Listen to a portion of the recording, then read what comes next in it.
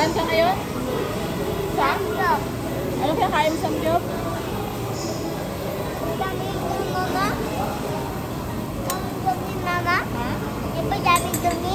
Opo.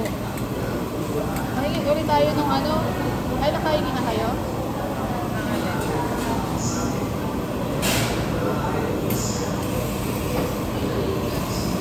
Cheese pa. Sir?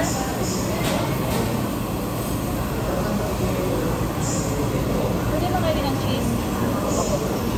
Ano din? Tsaka ano?